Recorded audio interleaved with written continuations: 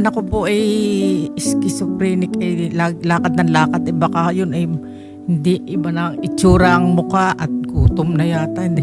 Ang aking panalangin ay may mabuting puso may makakita sa kanya. Paano po Kalmado siya nawala, ma'am? Nawala siya sa bahay ay nagsasampay kami. Ngayon dumating yung kanyang anak na bunso. Inilagay nga ang kandado, hindi naman inilak na ganyan. Nakita. Yun, lumabas. Ako kumukuha pa ng isasampay. Tumutulong sa akin sa pagsasampay eh. Akala naman namin diyan laang ay babalik din. Kasi nawawala din niya. Pag nasa Binyang, nakakauwi siya. Alam niya ang bahay namin. Tapos yun. Nalaman namin, nakita yun sa Caloocan, ang kanyang anak na pangatlo. Pinicturehan. Sabi, nandito ang mami mo, ganyan. Pinuntahan naman agad ng kanyang anak. Wala na. Hindi na makita. Kaya nag-report na lang ako sa Caloocan, police, sa barangay. Tapos naglagay ako ng mga ganito. May pabuya po kayo, ma'am, na 10,000 po. Opo. Abi, uwi ka na. Sabihin mo taga Binyang ka.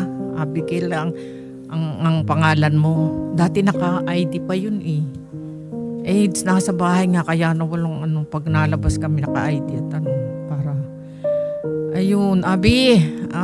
Si mami mo ito. Pagka nakita ka ng may kumukup-kup sa'yo, sabihin mo uwi ka na sa Binyang. Yung kumukup-kup sa kanya, maawa na kayo. May pabuya ho, makapiling ko na lang ang aking anak. Yung kanyang tatay kamamatay lang kanina umaga. Hinahanap siya. Kung meron man po kaming matanggap na impormasyon sa kinaroroonan po ni Miss Abigail, Nay, unang-una po namin kayong tatawagan. And kami po ay nananawagan din po, mga kapatid. Again, 45 years old po siya, may schizophrenia po siya. Huli po siyang nakita noong May 27, alas 11 po ng gabi sa Uncle John's Monumento, Caloocan City. Suot po ni Abigail ang red sando and blue shorts. Yes po. Kung kayo po, nakita niyo po siya, ipagbigay alam niyo po sa pinakamalapit na barangay or police station or ihatid niyo po dito sa TV5. Yes. Kahit kami na po ang sumagot ng inyong pamasahe, i-reimburse po namin yung pauwi po ninyo.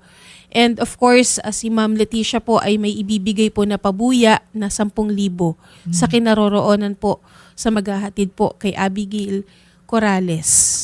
Tambuan nang nawawala, nag-iisip na siya ng bond. Kaya may pabuya na after 1 month, tagpabuya na siya para mabilis ang makita. Masakit po sa puso na yung nawala po ang inyong asawa and gayon din po si Abigail po hindi pa po natin nahanap. Ma'am, mahanap po natin yan sa lawak po ng Praise programa God. ni Idol Rafi. Yes, And praise yes po, mananalangin din po kami, ma'am, sa Yes safety po. po, ng inyong anak. Yes po. Salamat po, ma'am. Magandang hapon po.